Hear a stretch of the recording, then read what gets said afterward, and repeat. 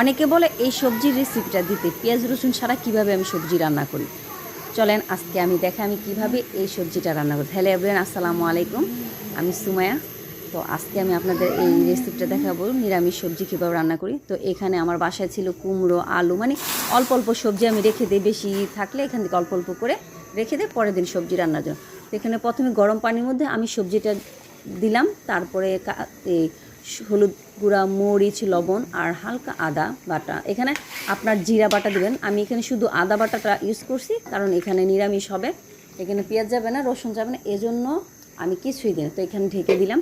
আর সবজির মধ্যে হলুদ, মরিচ এগুলো দিয়ে দিলে সবজির কালারটা ঠিক থাকে আমার মতে। আমি যেভাবে রান্না করি সবাই বলে অনেক মজা হয়, সেভাবে আপনাদের সাথে শেয়ার করি। তো এখানে এসে নিরামিষের সবচেয়ে আসল উপকরণ হচ্ছে পাঁচফোড়ন আর শুকনো মরিচ। এটা দিলে যে ফ্লেভারটা আসে নিরামিষের মধ্যে, আপনার এভাবেই মানে খেয়ে ফেলবেন একদম।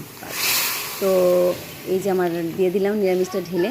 আর আমার কথা যদি অগোছাল থাকে সবাই মাফ করবেন, কারণ আমি এত গুছিয়ে কথা বলতে পারি না নর্মালি। তো এই যে এখানে ধনেপাতা দিয়ে দিলাম। আর সবাই কিন্তু আমার রেসিপিটা কেমন হয়েছে কমেন্টে জানাবেন। তো এই যে দেখছেন কালারটা কত সুন্দর, আজ হালকা তেল দিয়েছি। তো সবাই কমেন্টে জানাবেন। আল্লাহ হাফেজ।